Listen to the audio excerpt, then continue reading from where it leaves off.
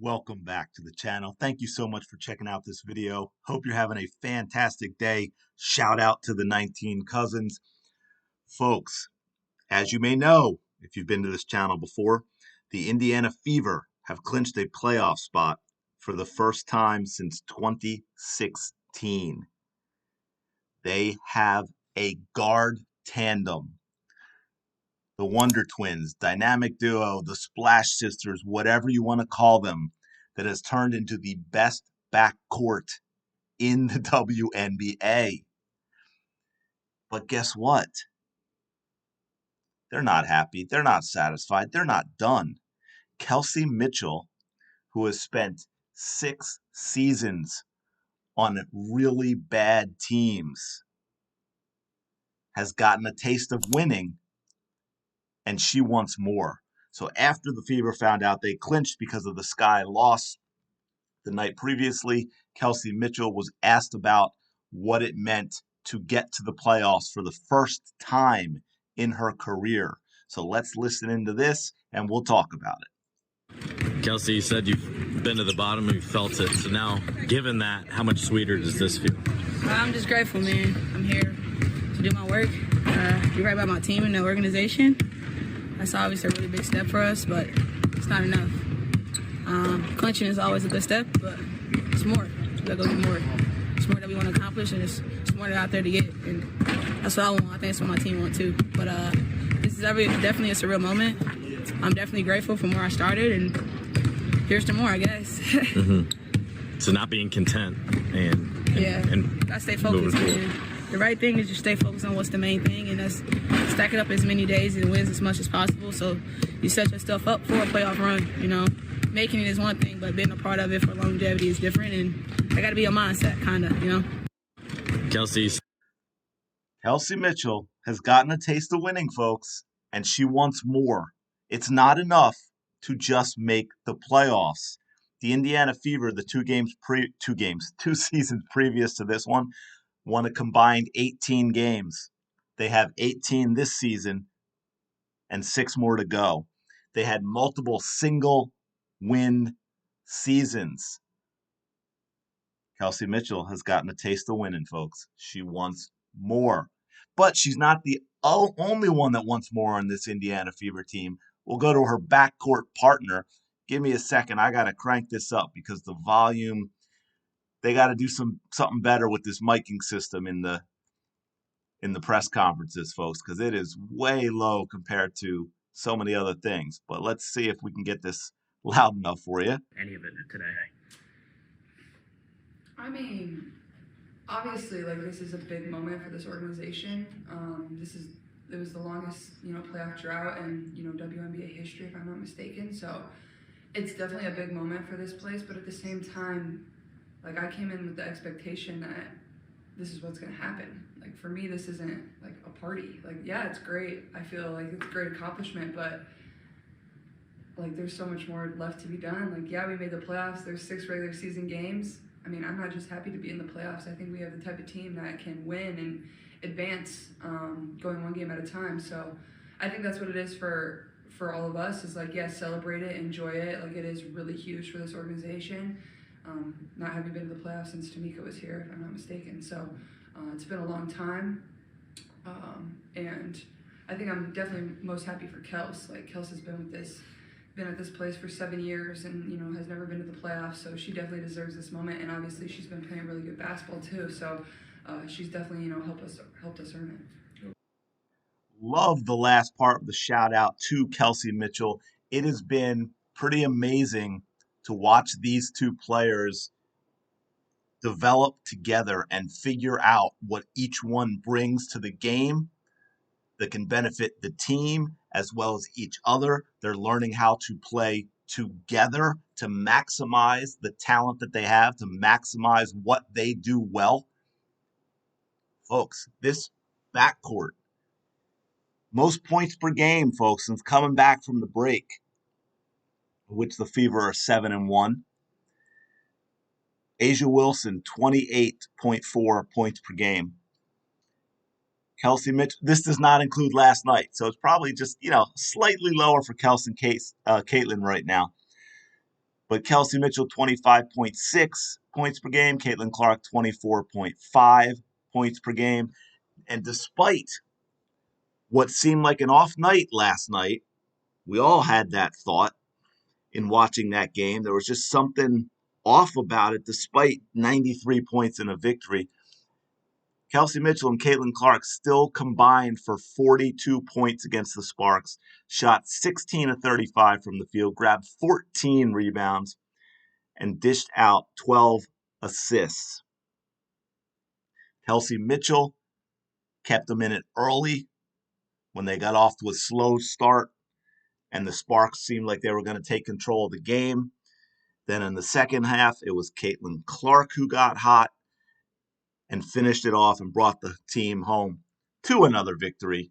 And look, this guard tandem, folks, this dynamic duo, these Wonder Twins, these Splash Sisters, for the season, their combined averages of 37.7 points per game, 8.2 rebounds per game, and 10.3 assists per game. The best backcourt in the WNBA.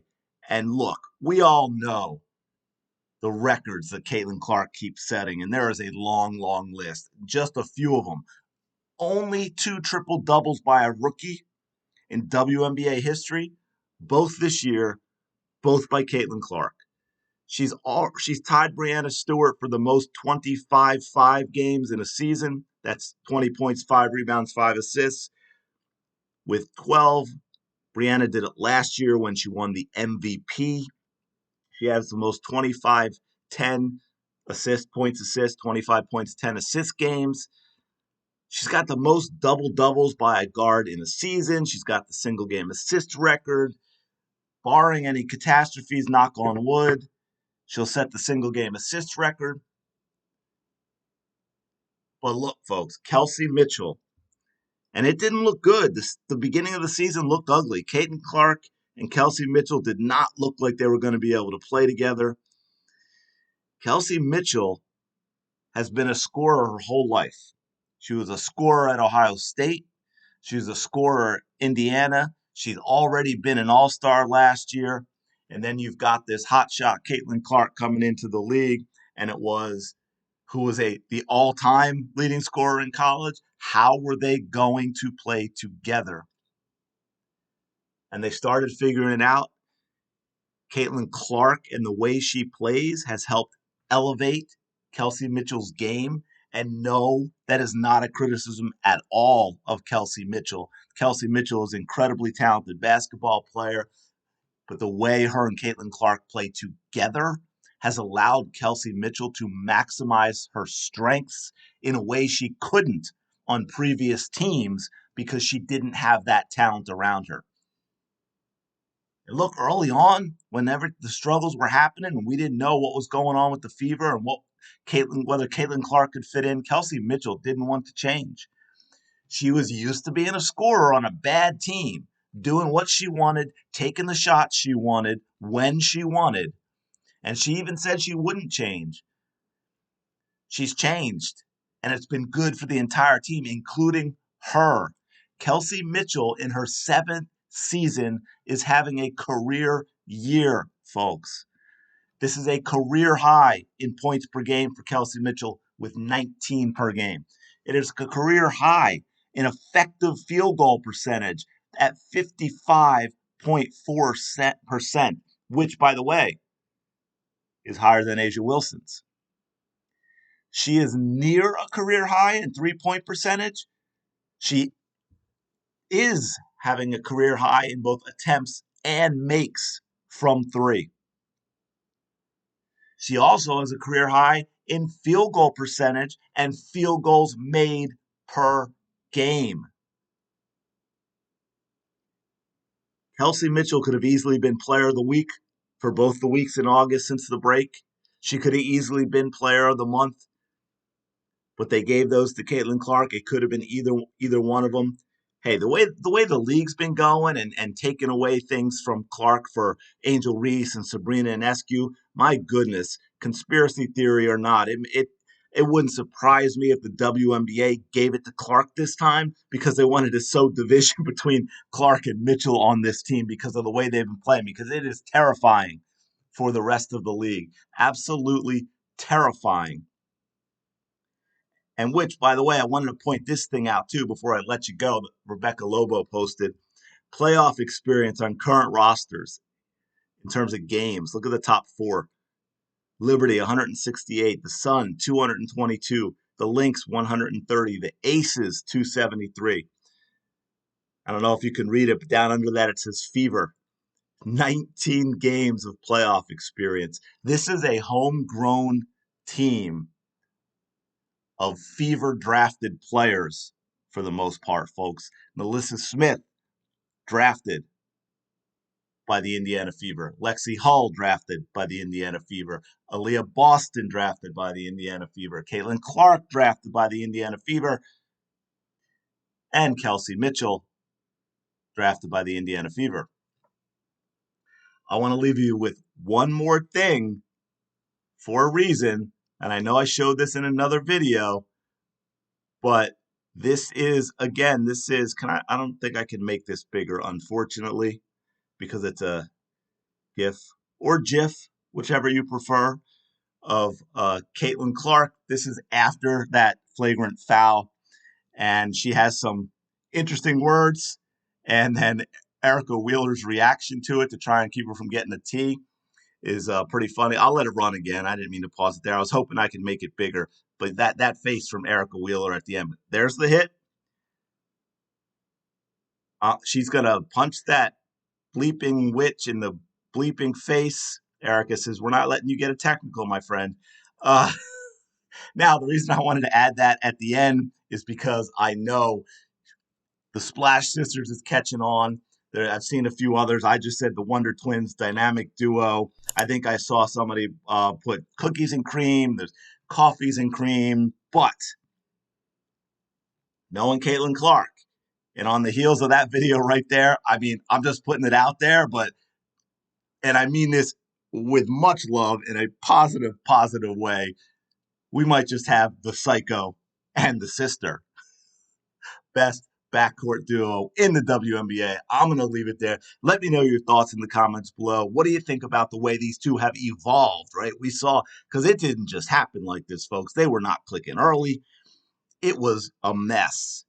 And to see how they're playing now has been absolutely insane. So let me know your thoughts in the comments below about these two, about their thoughts on the playoffs and it not being enough. How far do you think the Fever can go? Who do you want to see them play? Please like, comment, and subscribe if you're enjoying the content, and I will talk to you later.